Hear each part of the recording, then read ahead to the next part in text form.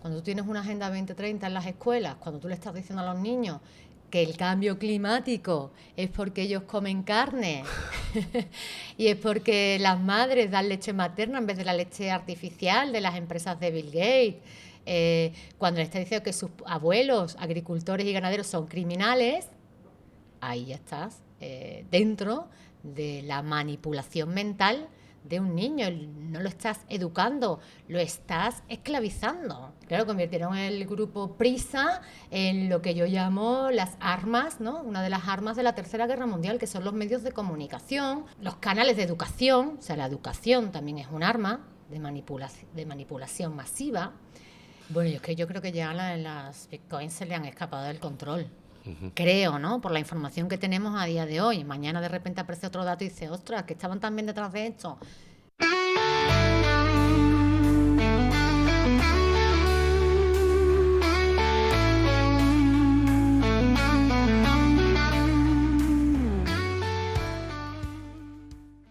Buenos días y muchas gracias por estar un día más con todos nosotros en La Primera Impresión.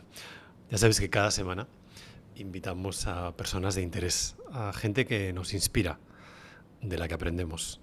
Gente que además es generosa porque viene y cuenta anécdotas sobre su vida. Y sobre todo ya sabéis que generalmente casi todo es mentira, menos la primera impresión. Bueno, continuamos con nuestro ciclo de mujeres interesantes. Estuvimos en la última semana creo que con Visila Bococo, que nos contó también algunas cosas de su libro. Y hoy también traemos a otra bestseller. Es doctora en periodismo. Si me han contado bien, su madre le susurraba cuando era pequeña al oído que quien ríe el último ríe mejor. Yo me he leído ya algún libro suyo y he disfrutado muchísimo con su último libro, con Libertad o Tiranía. Compartimos además el interés por un cuento que nos leyeron a los dos de pequeño, que era el de Juan sin miedo. Y diría que es la persona que más conoce o que mejor conoce a aquellas personas que manipulan a nuestros gobernantes, que nos dicen lo que tenemos que comer, hacer, pensar, al Club Bilderberg y compañía. Hoy tenemos en La Primera Impresión a Cristina Martín Jiménez. Cristina, ¿cómo estás? Encantada de estar contigo, Jesús, y además fascinada por esa coincidencia del cuento Juan sin miedo. Sí. Porque no conozco a mucha gente que considere que ese es su cuento favorito de la infancia. Es un cuento filosófico, ¿verdad? No solo eso, sino que además se lo he contado a mis hijos, sí. Y se parten de risa de mí porque decían que era un rollo, pero debe ser que a mí me gustó mucho y que por eso lo contaba, no sé. Son Claro, cosas bueno, que... es que yo lo leía y lo leía y lo leía porque sentía que tenía como un mensaje oculto, ¿no? Porque hay distintos niveles de significado, ¿no? Y la sombra, se asustaba por su sombra, decías tú, no, su sombra no puede ser. ¿Esto qué significa? Y lo volvías a leer, a leer, a leer, hasta que ya das con la tecla, ¿no? Las sombras somos nosotros, en nuestra alma, y es lo que nos está pasando hoy en día, que muchas personas tienen miedo de hablar consigo mismos, de reconocerse, de ser quienes son. Y es una de las graves crisis que estamos sufriendo, ¿no? Es verdad, La es crisis verdad. de identidad. Te voy a preguntar por eso. Luego. Bueno, antes de empezar, ¿vale? Me he leído tu libro, me ha encantado. Luego pondremos la referencia. Pero quería preguntarte lo primero, ¿quién es toda esta gente? Antes de empezar, ¿vale? Para referenciarnos, ¿quiénes son Bilderberg, los que han diseñado los ODS, Davos? ¿Son los mismos y quiénes son? Son los mismos. Vamos a ubicarnos cronológicamente. Situémonos, podemos hasta situarnos al final de la Primera Guerra Mundial. Bueno, vamos a hablar del siglo XX y muy sintéticamente. Después de la Primera Guerra Mundial se crea en Estados Unidos la Sociedad de Naciones, ¿no? Que es el germen de la ONU, el antecedente de la ONU. Una asamblea realmente de poderosos para diseñar el mundo que viene. Eso no sale bien, vamos a la Segunda Guerra Mundial, los grandes industriales, los grandes oligarcas van a la Segunda Guerra Mundial y después de la Segunda Guerra Mundial la ONU. La ONU se funda en unos terrenos que cede la familia Rockefeller. Cierto. O sea que empezamos ya mal, ¿no? Empezamos muy mal. Y de la ONU surge la Agenda 2030, que tiene también unos antecedentes. Ya nos vamos a la Guerra Fría, el año 54, la primera reunión del Club Bilderberg. ¿En qué se contextualiza? Pues en una nueva forma de guerra, la guerra psicológica. Bilderberg, la ONU, surge del concepto de guerra psicológica. Sobre todo diseñada por el coronel C.D. Jackson, que era el jefe del gabinete de guerra psicológica del presidente Eisenhower. ¿Y qué decía C.D. Jackson? Que era al mismo tiempo director de Time, de lo que hoy es un conglomerado de comunicación, de manipulación. Decía, bueno, los Estados Unidos estamos diseñando la guerra psicológica para ganar la Tercera Guerra Mundial sin disparar una bala. Ajá. Entonces eso es la Agenda 2030. Vale.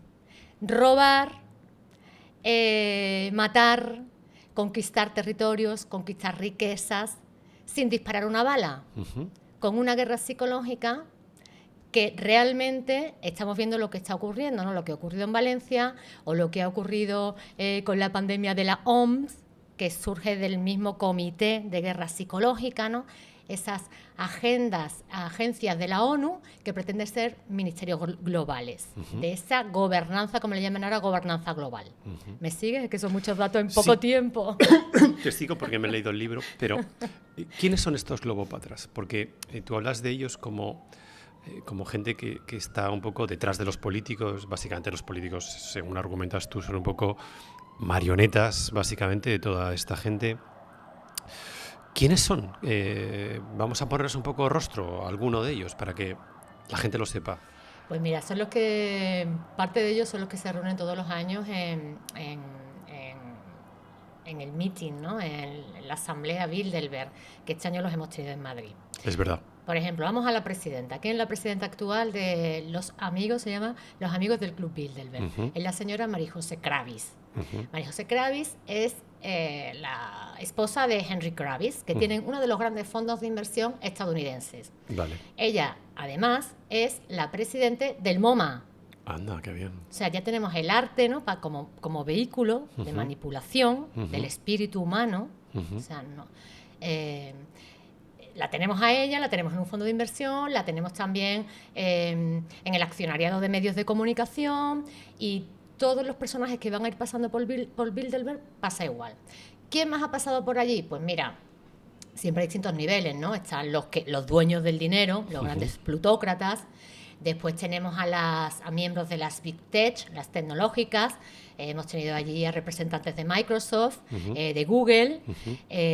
Hemos tenido este año también a Alex Carr, que es el CEO de Palantir. Sí. La empresa Palantir es la que va a reconstruir y es la que, después de la masacre que han hecho en Valencia, la van a convertir en una de las ciudades inteligentes, con videocámaras por todas partes, con apps integradas al móvil, que si no tienes un ticket en un restaurante, no tienes una reserva en la playa, no vas a poder salir de casa. Esas son sus ciudades inteligentes, ¿no? Una distopía que ellos se imaginan en sus mentes iluminadas, que consideran que todos nosotros somos vulgares insectos y que pueden hacer con nosotros lo que quieran, ¿no? Esto es lo más supremacista, lo más nazi que se puede hacer. Y esto está ocurriendo en España, ante nuestros ojos.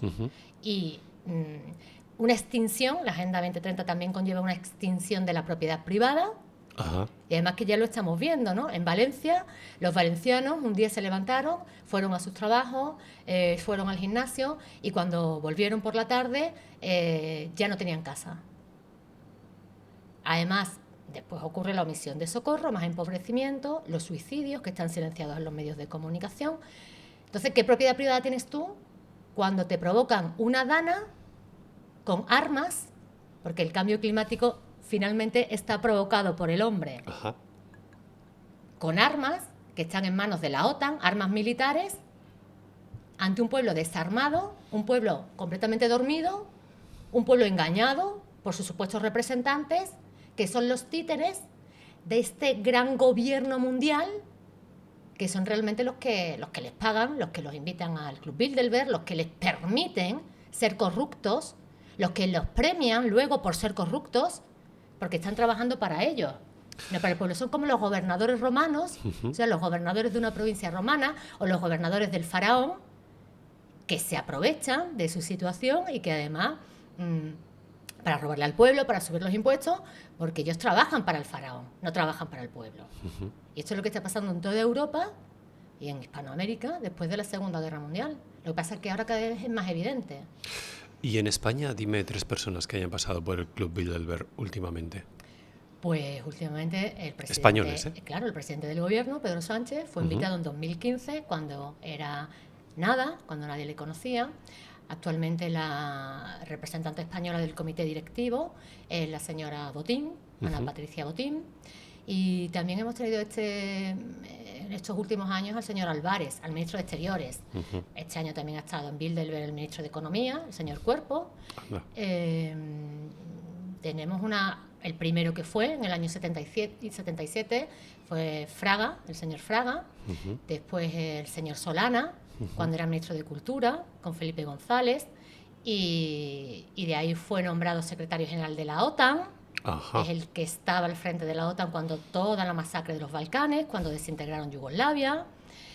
Por supuesto el rey emérito Juan Carlos, la reina Sofía, el actual rey Felipe, también. Que estaba yo este año en la puerta del hotel aquí en Madrid cuando llegó y lo vimos, ¿no? Captamos la primera imagen del rey Felipe, aunque ya anteriormente la reina Sofía había comentado que él había asistido a reuniones anteriores, ¿no? Porque no olvidemos que el rey Felipe estudió en Georgetown, cierto, con Kissinger, sí, el cierto. cerebrito de Bilderberg. Es verdad, estuve en Washington. Oye, ahora que hablas de esto, ¿es verdad que fuiste la única periodista española que cubrió el Bilderberg? Porque el resto de la gente estaba en el concierto de Taylor Swift y en otro sitio más, que no recuerdo dónde. Sí, estaban en el Bernabéu porque se celebraba la final de la Champions.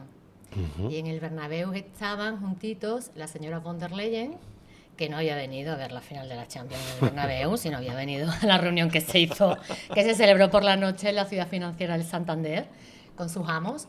Se hizo allí. Sí, muy bien. se hizo allí. Estaba la foto con el señor Feijóo, ¿verdad? Anda.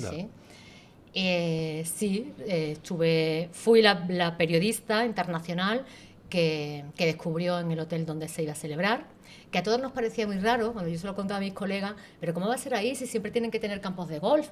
Digo, hijo, yo he buscado por todas partes y el que me da es este. El que me da es este y no tiene campo de golf. Pues en esta ocasión no habrá golf. Y después fui la que estuvo 6-7 días, toda la semana, al pie del cañón, soportando las malas formas de la policía. Vaya. Que tenían órdenes de echarme. Sí. Obviamente, los agentes que estaban ahí, que les mandaban, porque no querían prensa, no querían. ¿Por qué? Porque claro, captamos al rey.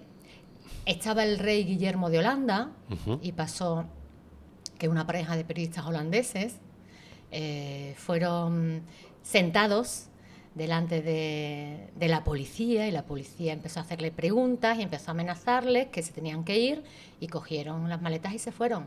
Al segundo día. Gestión del miedo.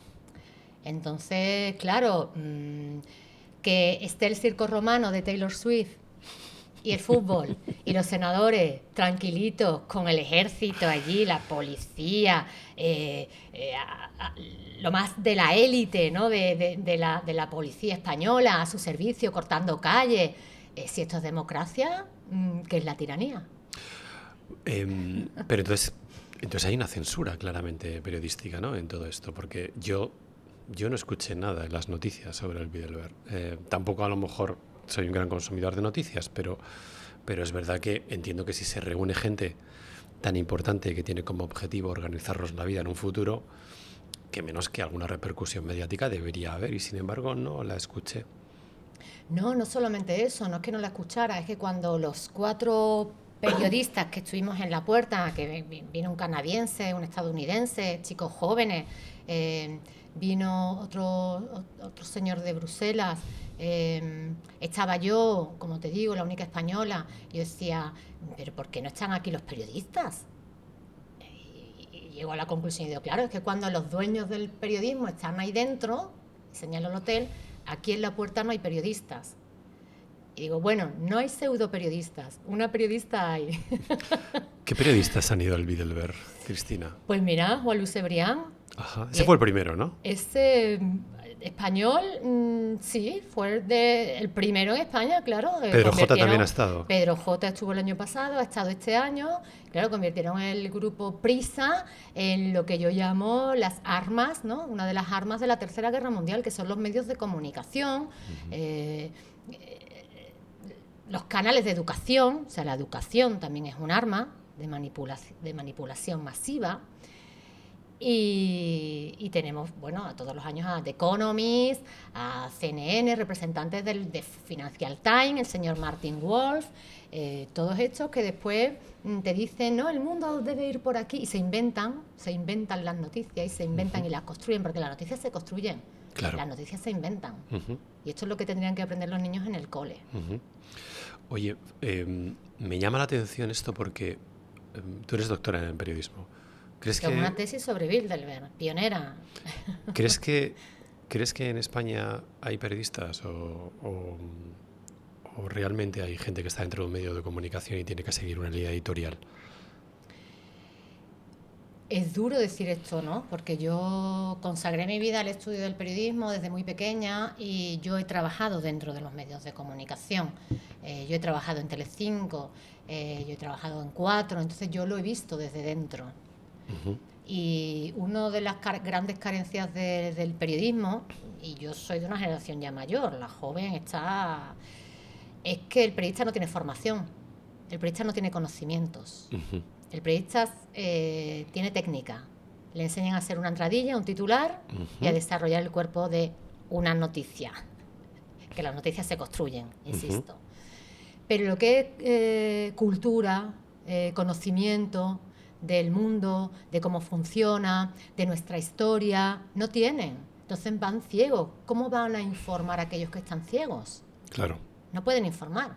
Entonces al final acabas sometido a la dictadura de un editorial que obviamente tiene dueños. Los medios de comunicación tienen dueños. Claro. Y la mayoría de los periodistas, incluso yo, cuando trabajaba en Telecinco, no sabía quién era el dueño de Telecinco, o quién es el dueño de La Sexta, o quién es el dueño de Antena 3, o quién es el dueño de Televisión Española, o quién es el dueño del País.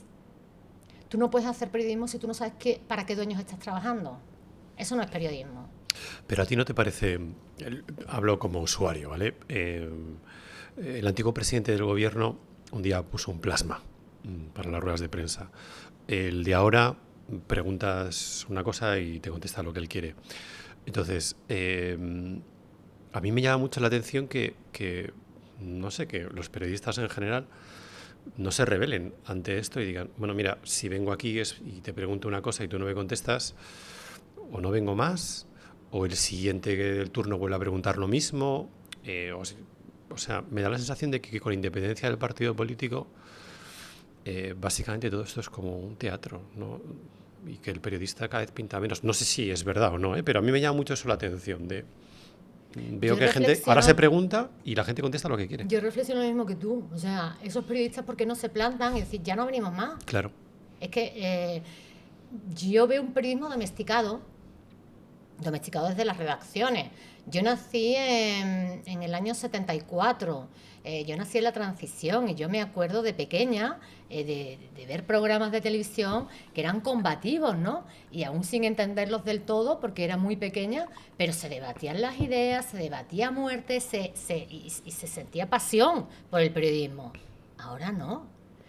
Esto que está ocurriendo no habría ocurrido hace 40 años. Los periodistas hace 40 años se habrían plantado. Claro. Y habrían dicho, pues ya no. Los periodistas hoy en día, al final, acaban siendo gabinetes de prensa de los políticos, ¿no?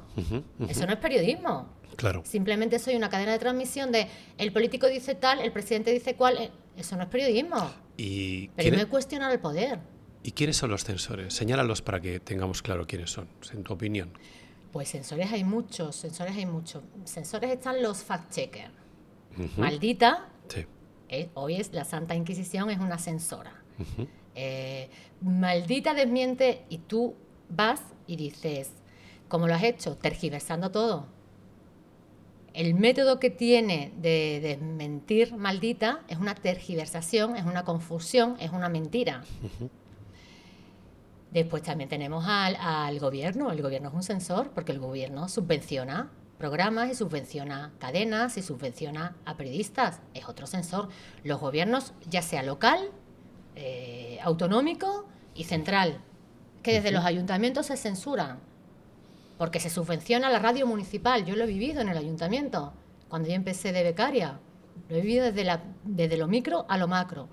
Y después, ¿quiénes financian a esos fact-checkers? Pues tienes a Microsoft, tienes a Apple, tienes a Facebook, tienes al gobierno de Estados Unidos, tienes al FBI, tienes a la CIA. Eso significa que los medios de comunicación, que el periodismo, reitero, es un arma en esta tercera guerra mundial que estamos viviendo. El periodismo es un arma, y es un arma de guerra. Y nosotros estamos sometidos a propaganda y a manipulación, no a información. De los medios no recibimos información, sino tergiversación, manipulación, censura y propaganda. Y el objetivo, si tuvieras que resumir el objetivo de toda esta gente, ¿cuál sería? En 2 frases, para que el público lo tenga claro. O sea, ¿por qué hacen todo esto? ¿Qué se persigue, básicamente? Pues es que es la vieja historia de siempre. La guerra, la conquista, Gengis Khan, quién era Ciro, quién era César, quién era los grandes conquistadores, ¿no? Alejandro Magno, ¿qué perseguían? Conquistar, conquistar, conquistar. Cada vez más poder, cada vez más. Y el éxito precedente, ¿no? de las primeras décadas por parte de Estados Unidos, esa creación de Bilderberg para crear la Unión Europea. La Unión Europea es una creación de los norteamericanos, de los estadounidenses, que son quienes la financian. Pues esos éxitos precedentes le han impulsado a más, a más, a más. Y esa ambición desmedida no saben frenarla, ya es una enfermedad. ¿No? Tú los ves a ellos y los analizas por separado. Bill Gates. Señor, ¿por qué no te dedicas a otra cosa? A disfrutar un poco de la vida, a disfrutar esa obsesión por ponerle la pócima mágica a todo, después de lo que ya se está viendo. Acaba de salir la conclusión, ¿no? Del subcomité del Congreso de Estados Unidos, de la investigación acerca de la pandemia, del COVID, y se está viendo como todo era una burda mentira. Ahora tendrían que pagar. Como el comité de expertos aquel que nunca existió. Como el comité de expertos que nunca existió. Oye, ¿y por qué a toda esta gente, por qué les cae tan mal Trump? ¿Están tan preocupados ahora con Trump? Claro, porque son círculos de poder, ¿no? Lo que se llama en Estados Unidos el establishment, ¿no? Que viene de donde se reúnen todos en el Consejo de Relaciones Exteriores, que es una cámara de comercio internacional, que es donde todos los plutócratas de Estados Unidos pertenecen al club, ¿no? Como el club de lo más cool, lo más... Y entonces Trump no pertenece a ese club. Trump es un outsider. Tiene un club propio. Tiene un club propio. Trump es un millonario que se ha hecho a sí mismo con sus pros y sus contras. Ahí no entramos. Simplemente estamos analizando una figura, como esa figura que no pertenece al circuito, ha llegado a conquistar el poder. Entonces eso hacen que lo odien, porque no soportan a nadie que vaya por libre, como son esclavistas, como ellos han tenido que sacrificar mucho para llegar donde han llegado, ¿no? Han tenido que someterse a la jerarquía superior, y Trump no, pues odian a Trump. Uh-huh. Ahora, lo que vaya a hacer Trump a partir de ahora con el mundo que se ha encontrado, no lo sabemos. Uh-huh. Porque, por ejemplo, tiene con él a Elon Musk, y yo soy muy anti Elon Musk. Uh-huh. Entonces, claro, el ejercicio que tiene entre manos Trump no es fácil, uh-huh, porque Estados Unidos son un conjunto de grandes corporaciones y grandes conglomerados con intereses internacionales, y a ver cómo jugamos esas cartas, amigos. Claro. Parece ser como que Trump no fuera fácil controlarle, quizás, y esto no les gusta, ¿o cómo lo ves? Claro, mira, esto es como la película del Padrino. Yo lo más similar que he encontrado a Bilderberg es la película del Padrino, ¿no? Son clanes y familias, ¿no? Y en determinados momentos el poder, ¿no? El mando o el liderazgo la tiene una familia. Y entonces entre ellos negocian, ¿no? Y dicen, bueno, vale, vas a entrar en la droga o vas a entrar en la guerra o tú vas a entrar... no, yo ahora no voy a entrar, pero tampoco quiero que entres tú, ¿no? Entonces, claro, el padrino es Bilderberg, el padrino es Estados Unidos. El padrino es Estados Unidos. Y esa es la cuestión. ¿Qué familia tiene el poder? Y ahora mismo ha sido la familia Trump, la nueva que ha llegado al círculo de poder, y vamos viendo poco a poco como todos aquellos que durante estos 8 años han sido pegándole misiles a Trump, ya se están viniendo abajo y ahora tienen que hacerle la pelota al nuevo jefe. Vaya.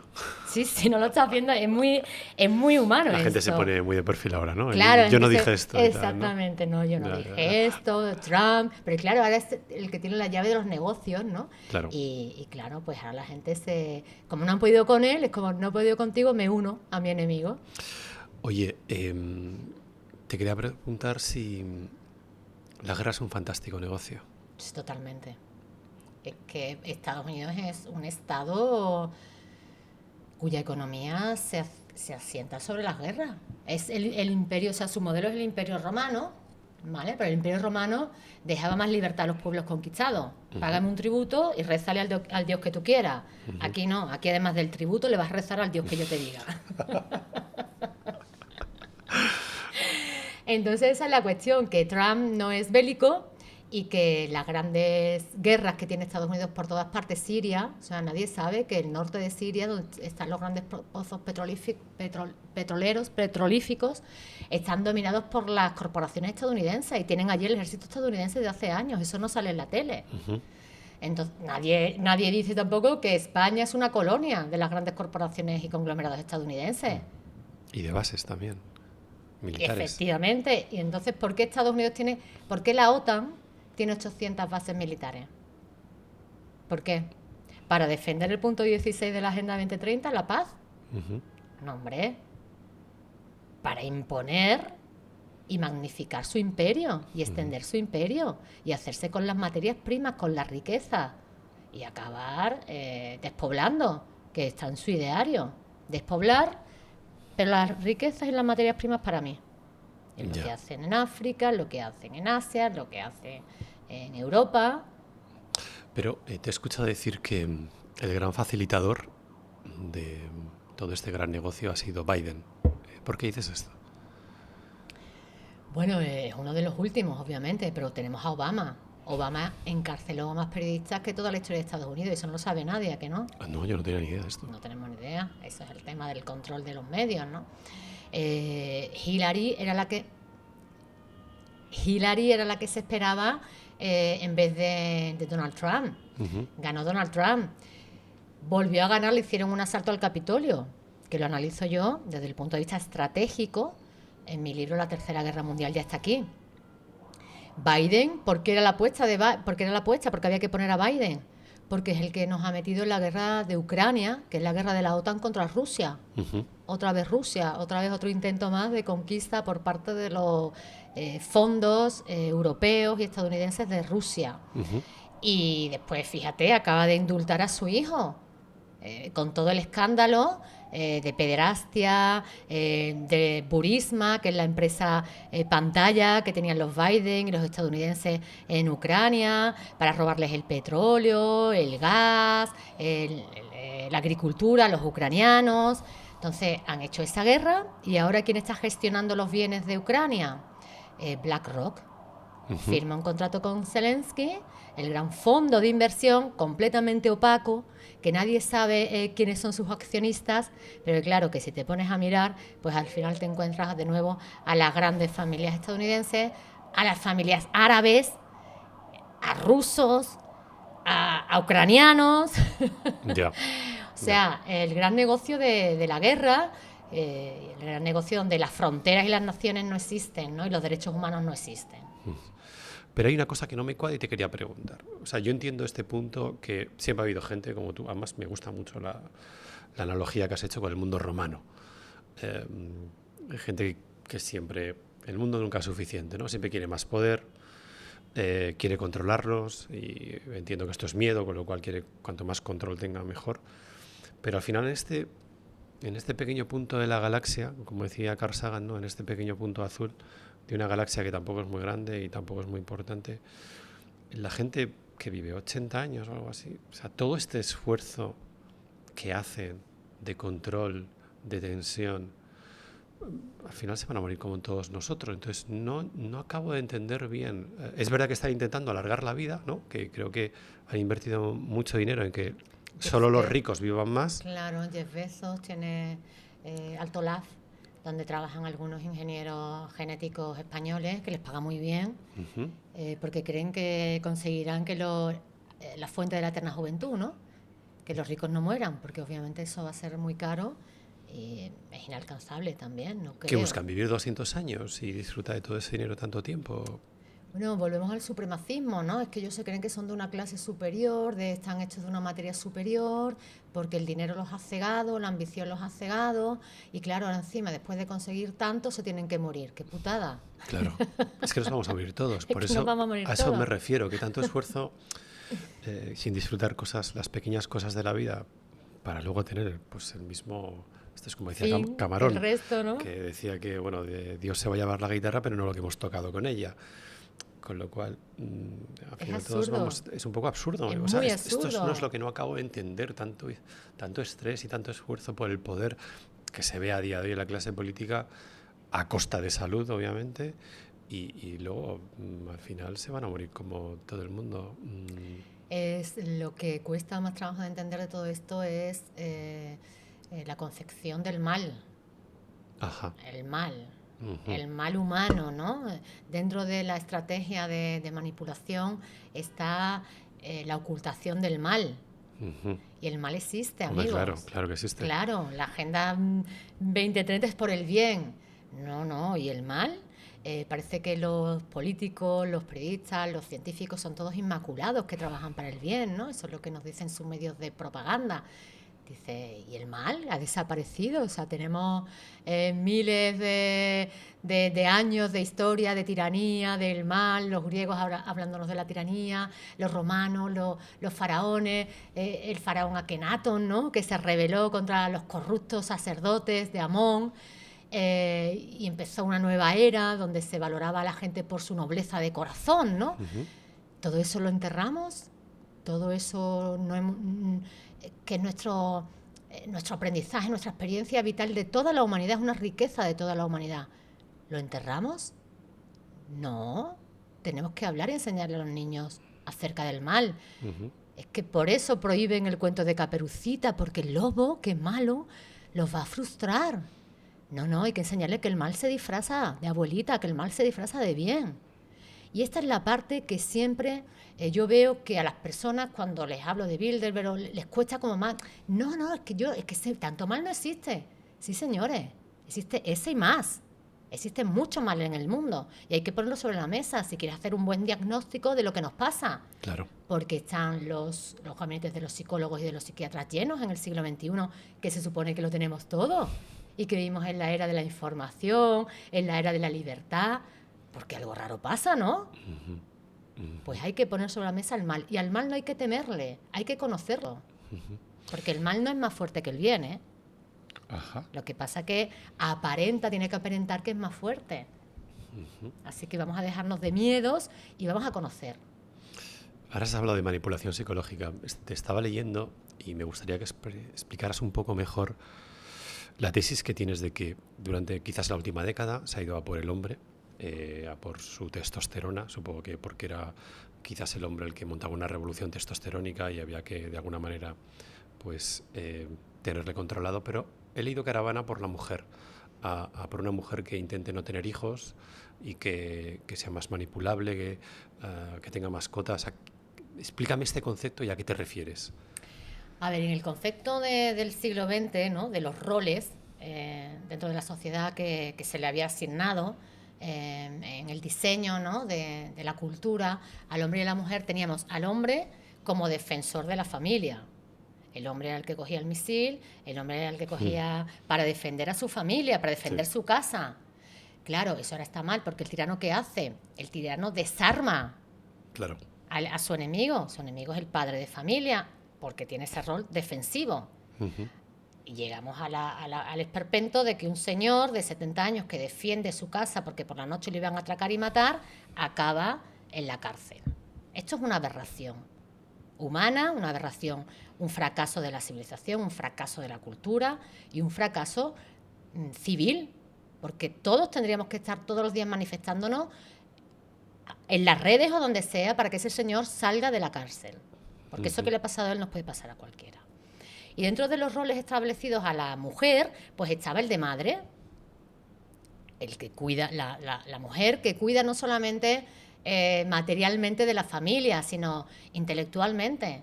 Ahí está la lengua materna, la leche materna, el alma espiritual de la casa, porque el hombre salía fuera a trabajar y tenía que cuidar a alguien de... Claro, después de ir a por el hombre, y al mismo tiempo han ido a por la mujer, por ser el alma de la casa y por ser el gran bastión, el último bastión de resistencia contra la maldad, contra la tiranía y contra la usurpación de la función educativa, de la función intelectual, dentro no solamente de la familia, sino de la sociedad, porque la sociedad está compuesta por familias. Claro. O sea, el núcleo duro de las sociedades, de las culturas, de la civilización es la familia, y dentro de la familia la capitana es la madre. Lo ha sido siempre.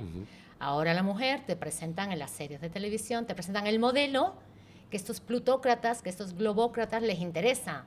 Una mujer supuestamente independiente, que no tiene hijos, que no se casa y que acaba siendo esclava de las corporaciones. Y ya vamos un paso más allá. Ya cualquiera puede ser mujer. Ver competir a un hombre que dice sentirse mujer en unas olimpiadas o en un campeonato deportivo, eso es una aberración y eso es una guerra contra la mujer. Y eso es quitarnos los espacios que hemos ganado, con mucho esfuerzo. Que hablen hoy los transexuales diciendo que ellos son los representantes de las mujeres, me parece mal, porque tú puedes hablar como transexual, pero como mujer puedo hablar yo. Y las mujeres como yo, que somos biológicas. Y la biología significa que hasta la última célula de nuestro cuerpo está diseñado para ser mujer. Y eso no se puede cambiar en un laboratorio, ni hormonándote, ni castrándote, que aparte es una aberración contra los niños, contra las mujeres y contra los hombres. Es un gran engaño. Oye, ¿se persigue con esto que la gente no sepa quién es? Claro, empezamos con eso, ¿no? Con la crisis de identidad. Efectivamente, cuando tú no sabes quién eres, es que no puedes existir. El ser, la existencia, lo ontológico, ¿qué eres? ¿Una ameba que haces así y te vas para acá y ahora te vas para allá y ahora viene una moda y te apuntas a esa, ahora viene otra? Tú tienes que ser sólido, tienes que ser roca, tienes que estar de pie fuertemente agarrado, con tus pies sólidos sobre la tierra, para que vengan los vientos y no te tumben. Con lo cual se busca que la gente sepa o tenga dudas sobre su identidad. ¿Con qué objetivo? ¿Con que se vuelva esclavo? Para debilitarle. Claro, más manipulable. Si estamos en una guerra cuyas armas son psicológicas, pues no te debilitan clavándote un puñal en el pecho, sino haciéndote dudar de lo que eres y qué haces aquí y cuál es el sentido de tu vida. Pero estás todo el día dándole vueltas al coco y no estás en acción. No estás aportando a la sociedad. Oye, ¿yo qué tengo para aportar? Pues mira, yo sé investigar, pues aporto mi investigación. Oye, pues mira, yo puedo hacer un podcast, pues aportas tu podcast. Pero si estás todo el día, boom, boom, boom, boom, ¿quién soy? ¿Qué hago? Ya estás neutralizado. ¿Y qué aporta el cine en esto? ¿Es una herramienta de liberación o es una herramienta de esclavitud el cine a día de hoy?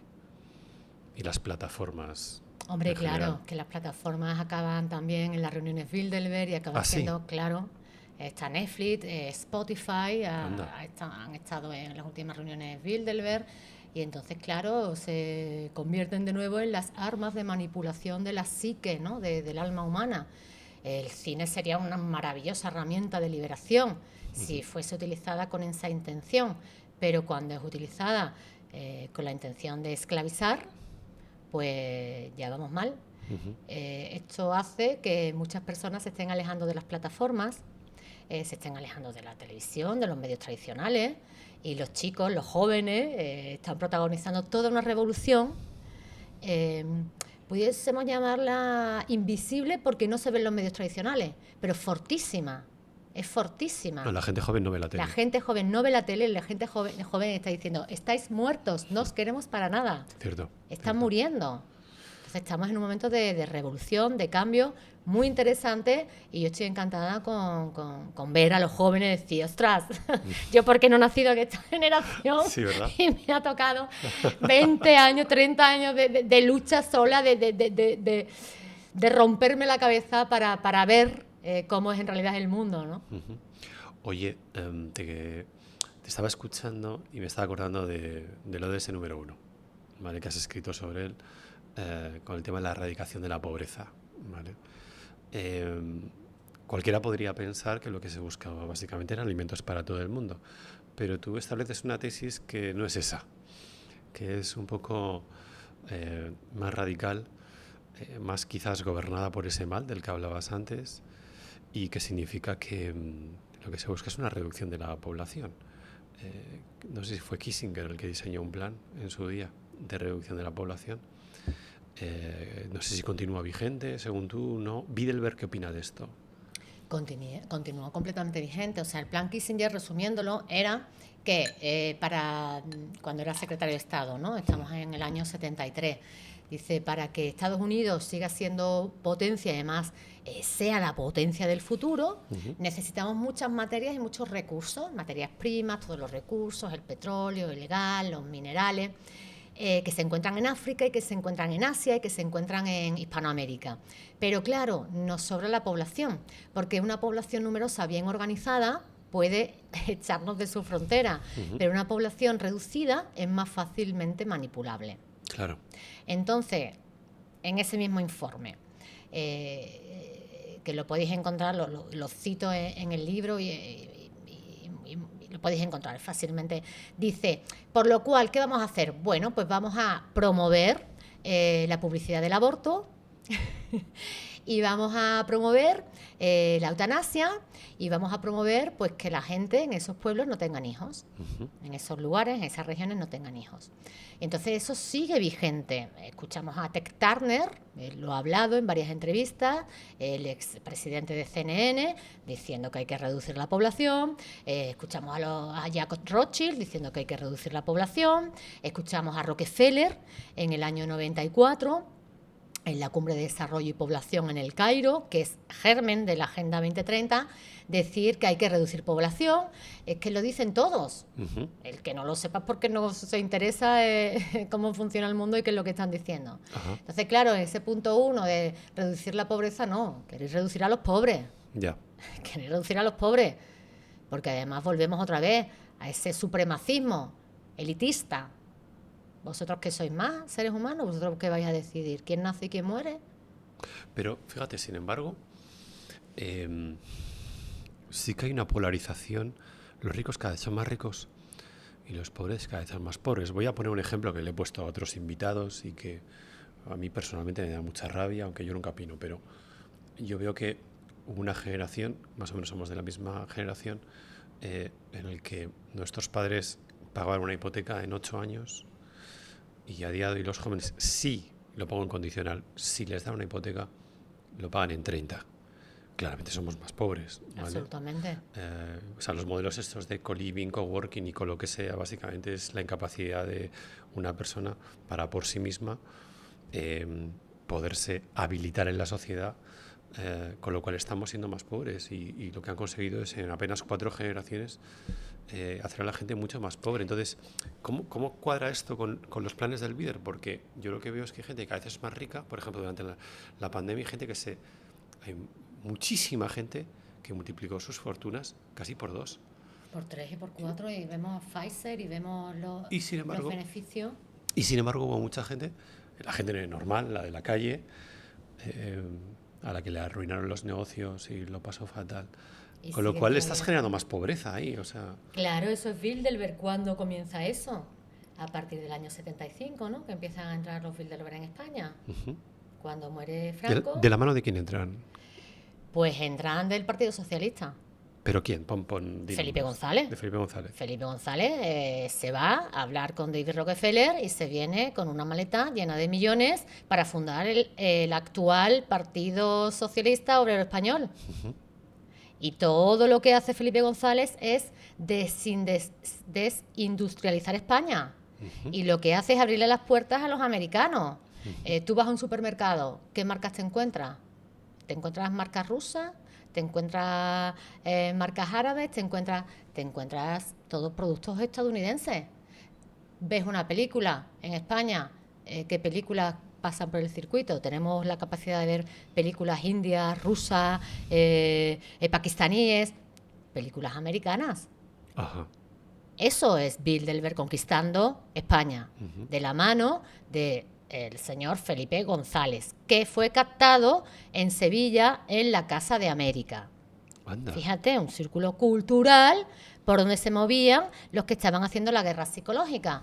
Los que hacían la guerra psicológica, el coronel C. Jackson, fundaron Radio Europa Libre, fundaron el Congreso para la Libertad Europea, fundaron ferias del libro, y ahí era por donde fundaron revistas, fundaron periódicos, y ahí era donde se movían, porque se hacían pasar por muchos agentes de la CIA, se hacían pasar por periodistas, y ahí en el mundo intelectual es donde bullía la guerra psicológica y donde sigue bullendo.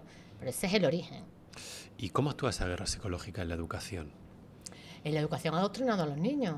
Cuando tú tienes una Agenda 2030 en las escuelas, cuando tú le estás diciendo a los niños que el cambio climático es porque ellos comen carne y es porque las madres dan leche materna en vez de la leche artificial de las empresas de Bill Gates, cuando le estás diciendo que sus abuelos, agricultores y ganaderos, son criminales, ahí ya estás dentro de la manipulación mental de un niño. No lo estás educando, lo estás esclavizando, ¿no? A una ideología y a una mentira, lo estás esclavizando a la tiranía de la mentira. No estás haciendo niños que piensen por sí mismos, niños libres, no les estás dando toda la información. No les estás diciendo, bueno, pero ¿quiénes son los propietarios de las industrias verdes estas que nos van a salvar? Vuelven a salir siempre, ¿no? BlackRock, Fidelity, State Street, el fondo de Soros, el fondo de los Rothschild, el fondo de los Rockefeller, el fondo de la Fundación Bill y Melinda Gates, el fondo de Chan Zuckerberg. Entonces, no les estás diciendo que el fondo de Jeff Bezos, no les estás diciendo que ellos son los que están manipulando la información, la educación que reciben, los que manipulan los mensajes que reciben a través de los dibujos animados, de las series, del cine, de los libros, y que al mismo tiempo son los propietarios de los grandes fondos verdes, de las placas solares, del petróleo al mismo tiempo, del gas. Entonces, eso es lo que hay que decirle a los niños en las escuelas. ¿Se busca un ciudadano culpable que se sienta mal consigo mismo? Completamente. Ayer comía con unas amigas y me decía, es que me siento mal, mi asignatura pendiente es dejar de comer carne. Y digo, ¿y eso por qué? Dice, no, porque vi un documental donde decía, y digo, te voy a hacer una pregunta, ¿quién financiaba el documental? Ah, pues no me he dado cuenta. Digo, pues eso es lo primero que tienes que ver. En vez de comerte la cabeza, si estás haciendo bien o mal, si eres culpable, mira quién financia el documental. Y piensa, ¿por qué ese sector o esa empresa o esa persona está financiando ese documental? Y reflexiona sobre eso, dedica el tiempo a reflexionar sobre eso, no a si eres culpable o no. Hay que seguir siempre el dinero, entonces. Claro. A ver, ¿de quién es? El dinero y el poder. El poder. Oye, bueno, hoy estamos en el Hotel Santo Domingo, que tenemos aquí, luego sacamos unas vistas, hace una mañana maravillosa de diciembre. Y resulta que esta semana en la que estamos grabando, el gobierno nos da una pequeña sorpresa, y es que la gente cuando llega a un hotel ahora tiene que dar 42 datos sobre ellos, ¿no? Yo estaba leyendo en tu libro que básicamente los datos son como un arma de destrucción masiva, poco más o menos, ¿no? Y que además está muy bien organizado por parte de la ONU, creo, esta gestión y control del dato. Creo que ahora en los hoteles, la verdad es que no sé todos los datos, pero creo que pretenden saber nuestra cuenta corriente, nuestra tarjeta de crédito, cuándo caduca. Nuestro acompañante. Nuestro acompañante. Si hemos sido infieles, ¿no? Y también nos pueden chantajear con eso. Entonces, Háblanos un poco cómo va a ser la gestión del dato en el futuro y qué busca el vídeo, porque es verdad que somos ahora una huella digital andante. Hemos permitido llevar todos un teléfono móvil en el que vamos emitiendo todo tipo de señales de quiénes somos, con quién estamos, qué pensamos, lo que decimos. Y obviamente todo eso se recoge y no sé si se va a utilizar o no. ¿Tú qué piensas? Explícanos esto. Hombre, obviamente eso lo van a utilizar el que esté Alexa dentro de las casas, inmiscuyéndose en nuestra intimidad más íntima, el que tengamos cámaras, ¿no?, de seguridad, de empresas de seguridad por las que pueden mirar, el que el móvil nos escuche, ¿no? Estas cosas que nos pasan, que estamos hablando de hacer un viaje a Praga y de repente te llegan ofertas al móvil de viaje a Praga, ¿no? Y dice, bueno, Gestapo, qué nivel, ¿no? Sí. Qué sofisticado se ha vuelto. Claro,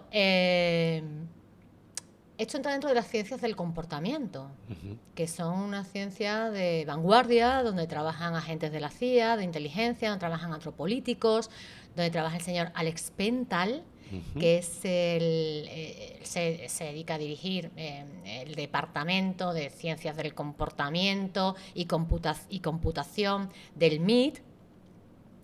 Y este señor, pues, es el que diseña, porque él era ingeniero informático, o sea, un ingeniero informático acaba estudiando las ciencias del comportamiento y el Big Data. Oh. Este señor diseña las cámaras de reconocimiento facial de las ciudades inteligentes. Anda. Claro. Entonces él tiene muchos artículos en ese sentido, ¿no? Y nos va haciendo burbujitas. Él tiene un artículo que yo expongo en La Tercera Guerra Mundial ya está aquí, o en La verdad de la pandemia, no recuerdo ahora mismo en cuál de los dos libros. Y hace como burbujitas, ¿no? La oficina, cómo nos comportamos en la oficina, cómo nos comportamos en la familia, cómo nos comportamos en el grupo de amigos, cómo nos comportamos, y todos los datos que vamos dando dependiendo de con quién estamos. Pero Claro. sabes, claro que los seres humanos tenemos muchos perfiles. Claro, lógico. Efectivamente. Entonces fíjate que lo que tienen es ahora mismo una recopilación ingente de datos. Tienen la Cristina que se junta con su marido, la Cristina que se junta con Jesús, es la misma, piensa igual. Cuando se juntan estos dos, traman algo contra nosotros. Claro. ¿Qué es lo que están pensando? ¿De qué están hablando? Cuando se van de fiesta, cuando se van, ¿de qué temas hablan? Entonces tienen un montón de datos, pero todavía no saben qué hacer con todo, ¿no? Cómo obtener patrones certeros de cómo nos vamos a comportar en un futuro. Por ejemplo, a ellos les ha sacado de fuera de juego que en la pandemia hubiésemos un grupo de personas o personas individuales o por todo el mundo que dijésemos, esto es una mentira. Ellos se pensaban que todos íbamos a ponernos la pócima mágica, que todos nos íbamos a sacar el carnet de esclavo para entrar en el cine, para entrar en... Pero eso no ha funcionado, porque de hecho no sigue vigente, no ha funcionado. También les ha descuadrado que en la Dana de Valencia acudiese un montón de valencianos y voluntarios de toda España y de todo el mundo a ayudar a sus hermanos, a sus vecinos, porque ante ese mal tan grande de ver que los habían abandonado, pero eso es un crimen de lesa humanidad, eso les descontrola. ¿Sabes lo que les descontrola? Lo que no pueden entender, no entienden el amor. Si te das cuenta, desde hace 20 años publican muchos artículos sobre el amor, ¿no? Intentan explicarlos desde el punto de vista de la química, de la física, de tal, pero no saben lo que es el amor, porque ellos no lo tienen. Son todos lo que hablamos, ¿no? Un círculo de frustrados que acaban convirtiéndose en psicópatas. Es que esa es la definición del que no entiende el amor, el psicópata. Claro, son unos psicópatas, unos sociópatas, entonces ellos no pueden entender qué es el amor y no pueden, como no lo entienden, no lo pueden controlar. Y ese es el único punto, gran elemento, por el que la humanidad se va a salvar, por el amor. Es lo único. ¿Qué es el amor? Es que es tan complejo de definir, ¿no? Desde el punto de vista de la comunicación, de la filosofía, de la ciencia. Es que no lo puedo definir, porque el amor se hace. Son hechos. El amor no se puede explicar, pero tú no sabes. Tú a lo mejor hoy ponte, no soporto a mi compañero de oficina, pero mañana ves que se va a morir y le salvas la vida y das tu vida por él. Dice, pero ¿esto cómo se puede explicar? Es absurdo. ¿Cómo voy a dar la vida por alguien que detesto? Pues estamos programados, los seres humanos estamos programados para sobrevivir. Y esa supervivencia, en último extremo, se llama amor. Ujú, Y eso es lo que lo va a cambiar todo y lo que lo ha cambiado todo siempre. Y ujú, lo que ha impedido que hoy no vivamos en una cárcel, prisión planetaria. ujú, La rebeldía, la rebelión del amor. Eso es lo ujú. que cambia. Fíjate, me da la sensación ahora que te escucho de que parece como que hubiera dos tipos de personas, la gente en general y los psicópatas o sociópatas que tienen un plan y que es difícil que se implante porque al final, antropológicamente, siempre ha habido una rama de gente que ha amado y que ha querido a los demás, ¿no? Aunque solo, es verdad que la vida es muy corta, como decía Heráclito, pero es verdad que el amor yo creo que es consustancial al ser humano, salvo que seas un psicópata, obviamente, que entonces es verdad que no lo entiendes. Eh, bueno, vamos terminando. Hay una parte final del libro que me ha gustado mucho, en esta dicotomía de tiranía o libertad, libertad o tiranía, en la que hablas de 10 puntos que son muy utilizados por los tiranos a día de hoy, ¿no? Y hay uno que me ha llamado mucho, El decálogo del tirano. el decálogo del tirano. Me ha gustado mucho. Me ha gustado mucho la parte de uno de los puntos que es divide a la población entre derechas e izquierdas y Hombre, vencerás. mujer, Hombre, mujer, blanco, negro. justo esta división. Porque ¿no te parece que ahora todo está tremendamente dividido? Que lo que se busca es dividir a la gente entre derecha e izquierda para que no miren a quién les está gobernando. Claro, forma parte de la estrategia tan antigua como, vamos, ya lo decía Julio César, ¿no? Divide y vencerás. Y es fundamental y vemos que las divisiones cada vez son más, meten más variables, ¿no? Ujú. Ahora está el indigenismo. El indigenismo, completamente de laboratorio, fabricado por ingenieros sociales, que dicen que los españoles fuimos conquistadores y malísimos, los matamos a todos y los violamos y les robamos. Y, y claro, esa forma... eh, trata de frenar un sentimiento hispánico que está renaciendo en toda la hispanidad, en Colombia, en Perú, en México, de volver a las raíces de nuestra civilización, ¿no? de la unión de los españoles, porque es siempre lo que más temen. O sea, ¿por qué tienen que atacar siempre tanto a España? Siempre lo digo, porque es la madre patria, la madre espiritual, la madre cultural, civilizatoria de toda Hispanoamérica. Ujú, Y eso es un peligro, eso es un peligro. Que nos unamos siempre es un peligro. El tirano siempre teme que el pueblo se una, pero cuando nos unimos ellos están acabados. ujú. Entonces tienen que meter, inyectar el odio. Yo veo a gente que odia, veo a gente que me odia, porque se piensa que yo soy tal o soy cual, o porque le han dicho que yo soy tal o soy cual. Y es que me odian, están programados, educados desde pequeños en la esclavitud del odio. Qué horror. Es un horror. Eso no es libertad, eso es tiranía. Y yo creo que esta es una de las partes más importantes que tenemos que conocer. Porque solamente cuando nos aliamos, a pesar de nuestras diferencias, podemos vencer la tiranía. Fíjate la Reconquista Española. ¿Cuánto duró la Reconquista Española? 700 años fue 700 Pelayo, años. efectivamente. Conquistaron en 7 años y reconquistamos en 700. ¿Pero por qué? Porque estábamos los españoles, los de entonces, los iberos, todo el día peleando, odiándonos. Es que es muy fácil porque ya lo llevamos un poquito dentro, ¿no? Es decir, Sí, simplemente hace falta picar un poquito. nos gusta pelear los de pie arriba con los de pie abajo. Somos así. Efectivamente. Bueno, pues date cuenta que eso es una estrategia de esclavitud, de tiranía. Si tú quieres que tus hijos sean libres, si tú quieres vivir una vida más plena, aprende a amar en vez de a dividir, a odiar, a seguir las directrices de quien te ordena o te sugiere sutilmente dentro de la guerra psicológica que a ese le tienes que odiar y a ese que es el tirano le tienes que amar. Esto Ya. es básico que aprendamos. Tengo otra parte del manual, voy terminando, que me llama mucho la atención. Porque tengo varios amigos y alguna amiga que me dicen que el problema de la vivienda en España se ha creado artificialmente. Es decir, bueno, sin meterme mucho en este tema, pero cuando un bien es escaso, pues sube su precio y cuando no lo es, pues obviamente baja. Y se ha hecho todo lo posible para que el bien sea escaso, para que la gente no ponga sus viviendas a disposición del público para alquilar y demás, y que está buscado. Y me ha llamado la atención porque en este manual que tú dices hay un punto en el que dice que se pretende de vez en cuando que haya problemas que se perpetúen y que se sigan ampliando y no se solucione como medio de manipulación social. Entonces, no sé si la vivienda pertenece a este género, pero sí que me gustaría que tú me pusieras alguno de cuando lo escribiste, alguno que tengas en la cabeza de cómo se ha quedado artificialmente un problema y no se soluciona para poder seguir manipulando a la gente por esa vía. Pues, por ejemplo, no se soluciona el problema de la corrupción política. Ajá. ¿No? No se ha rebajado las penas. La incluso. impunidad absoluta, encima, efectivamente, encima se rebajan las penas del delincuente. Delinquir, robar, ser un corrupto, en este país sale gratis. Y no hay vocación, no hay voluntad de solucionarlo. Al contrario, lo están incrementando. Porque lo que están haciendo es crear un caos. O sea, estamos viviendo en un manicomio de puertas abiertas.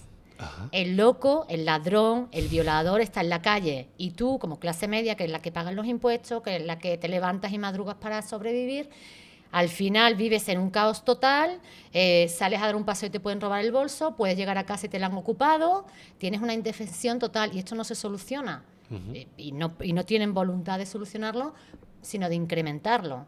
Para que acabemos, pues no sé, como decía Einstein, decía, no sé cómo será la Cuarta Guerra Mundial, pero la tercera será con piedras y lanzas, ¿no? Ya.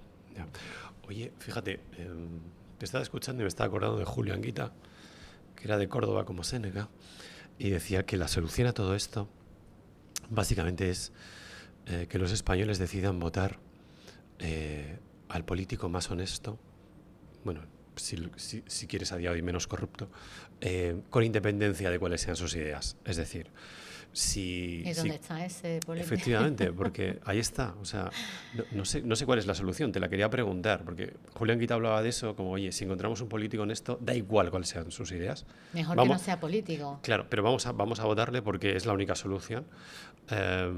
¿O cuál es la...? Bueno, claro, es que esa solución ya la inventan los griegos y los romanos. Los romanos la toman de los griegos, ¿no? Sí. Efectivamente, cuando ya estaba el país o la nación absolutamente ingobernable, como está hoy, ¿no? O sea, aquí estamos todos la mitad del gobierno imputado y la otra mitad sabiendo que deberían de estarlo, ¿no? Pongo el ejemplo de España, ¿no? Ingobernable, aquí el delincuente en la calle, lo ocupa en la calle, los inmigrantes robando y violando y en la calle, aquí todo. Pues nombraban a un dictador, que el concepto de dictador no tiene por qué ser peyorativo. Un dictador que se buscaba la persona más honrada, estaba dictando las nuevas leyes durante 3-6 meses, el tiempo que hiciera falta, y después cogía y se volvía a su casa, dejaba todo limpio y volvíamos a empezar. Pues eso es lo que hace falta, un dictador. Un dictador. La teoría del dictador, bueno. La dictadura efectivamente, de Cincinato pasa a la historia por ser el dictador que realiza las funciones establecidas para el dictador. Limpia y se va a su casa. Los otros se quedaban, ¿sabes? Eso es Gladiator. Los otros llegaban para limpiar y ya, una vez que probaban el poder, pues ya me quedo, ¿no? Pero sí. Cincinato se marchó. Y eso es lo que necesitamos. Es que está todo inventado. Lo que pasa es que, claro, primero la ignorancia tan grande que hay de no conocer que uno de los grandes padres de la Iglesia habla del tiranicidio. O sea, él veía como moral que cuando había un tirano que estaba sometiendo al pueblo, que robaba, que mataba y que no cumplía las leyes morales, las leyes justas, pues ese pueblo estaba avalado para cometer un tiranicidio. Y este es Agustín de Hipona, ¿no? Eso significa que la humanidad ha pasado por muchos tiranos y que tenemos que encontrar una solución, porque si no frenamos la tiranía va a continuar. Va a continuar, porque ellos son unos abusones y no saben parar. Como niños caprichosos que han agarrado el caramelo y no hay quien les quite el caramelo. Es que el caramelo son las vidas de personas con familia, claro. Es el patrimonio de personas que se han sacrificado y que han trabajado mucho. Es que estamos hablando de cosas importantes y serias. Entonces hay que encontrar la manera de frenar a estos tiranos. Bueno, cada vez más, ¿no? Porque ¿qué opina el Bilderberg de la jubilación, ¿no? O sea, Que sobran todos, que se mueran, ¿no? ya. El riesgo de longevidad, que dice el Fondo Monetario Internacional, Ajá, el riesgo de que la gente viva demasiado. ya. Oye, te quería hacer una pregunta sobre Bitcoin, porque, claro, escucho dos cosas. La primera, escucho, bueno, el Estado o los gobernantes o el Bilderberg, pues nunca va a querer perder el monopolio de la moneda, ¿no? De la oferta monetaria, con lo cual, pues, hay una parte en contra del Bitcoin. Pero por otra parte, como mucha de esta gente pues es corrupta, les interesa hacer transacciones sin que nadie se entere.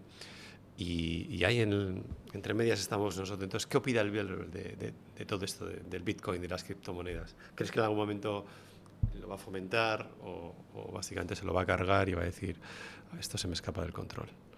Bueno, es que yo creo que ya las bitcoins se le han escapado del control. Ujú. Creo, ¿no? Por la información que tenemos a día de hoy. Mañana de repente aparece otro dato y dice, ostras, que estaban también detrás de esto. En principio, las bitcoins se les han escapado de control. Entonces, ellos querían que triunfase las CBDC, ¿no? Las monedas digitales, que es en lo que están. Cierto. En el crédito ciudadano, si te portas bien, tendrás monedas para gastar digitales en tu móvil y si te portas mal, te lo robamos todo, Ujú. ¿no? El crédito social.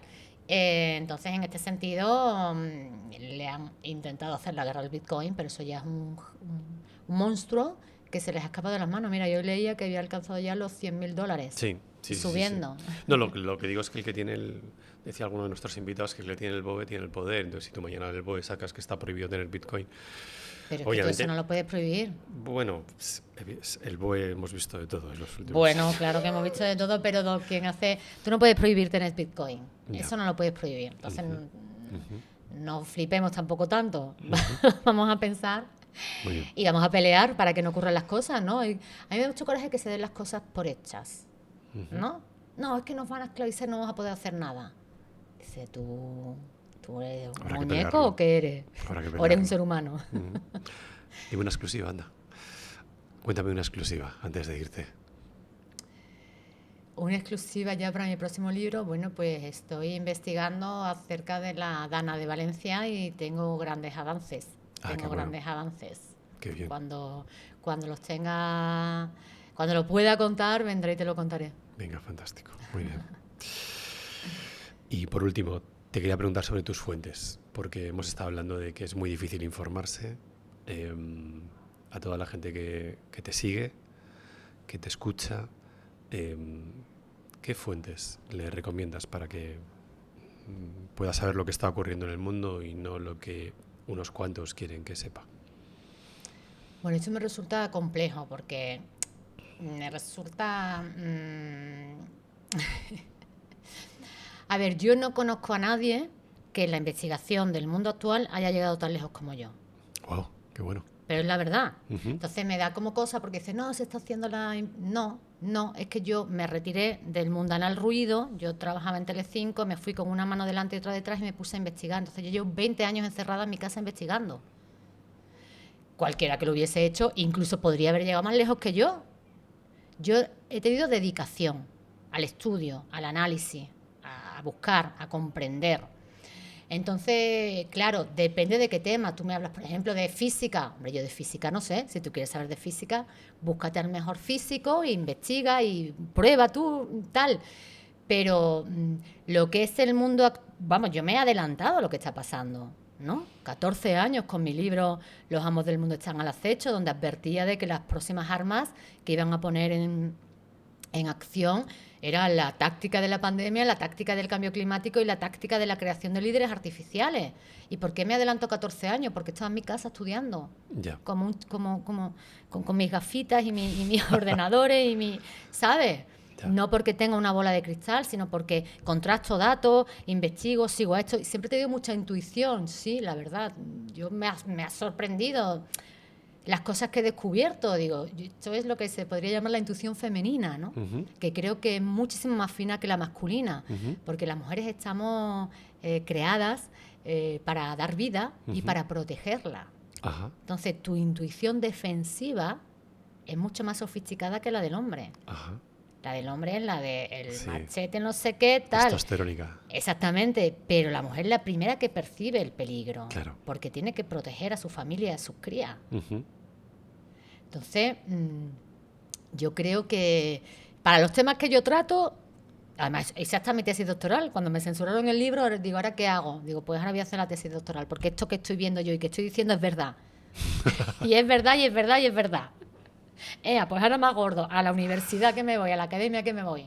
Toma ya. Entonces, a partir de ahí, pues yo voy citando fuentes, voy dando referencias y dependiendo del tema que le guste más a una persona u otra seguir, pues ahí tienen las referencias que para mí son más creíbles y más sólidas. Cristina Martín Jiménez, muchas gracias por venir a La Primera Impresión. Muchas gracias, Jesús, por invitarme. ¿Has estado a gusto? ¿Has estado bien? Muy a gusto. Bueno, pues hasta aquí hemos llegado con el programa de hoy. Como siempre nos despedimos recordando que intentéis ayudar un poquito a los demás, aunque solo sea un poquito, que hace diferencia. También intentad dormir bien, que es fuente de buena salud. No hagáis mucho caso a los haters y recordar lo de siempre, que todo, casi todo es mentira, menos la primera impresión. Muchas gracias.